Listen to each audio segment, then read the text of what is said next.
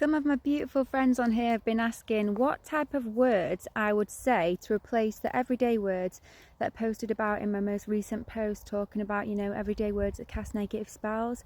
So instead of saying good morning, mourning, to be mournful, to mourn, or hello, which is hello, I like to say higher, higher, or higher love. It's being higher and love, and that's a really nice positive spell to put on people, rather than saying, are you all right? Because if you are all to the right, you're all in your emotion or you're out of balance. And so I like to say, are you well? Or are you all light? Are you all light? Another one that I like to say is bliss you, or blessings, rather than be less you, bless you. So bliss you, it's blissful blessings, rather than saying, that is right, or that is, you are right. When someone's correct, I'll say the word correct instead.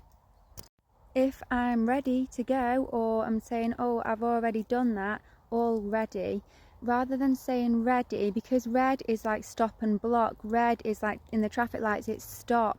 So if you're ready to go, why would it be the red?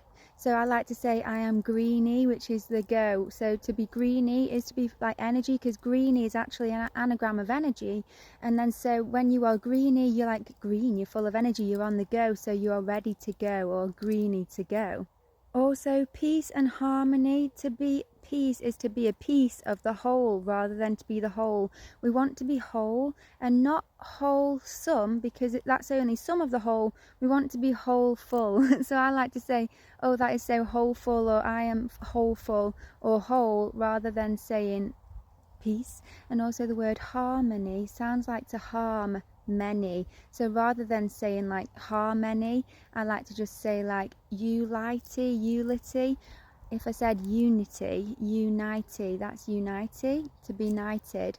So you want to be lighted, so it's unity or unity rather than unity. Rather than going to a party, you want to go to a unity. So rather than parting at a party, you want to be togetherness and oneness and wholeness. And maybe I would usually say unity, united, but actually it could be united. So I try and say these spells. It's not like I remember every single time, but I do correct myself when I do say a negative spell, and I cancel it out. And this is what I do believe true light language is it's going to be speaking spells of light, English spells of light, or in your normal language. And it's not just the English language that has these tricks. A lot of different languages have these tricks.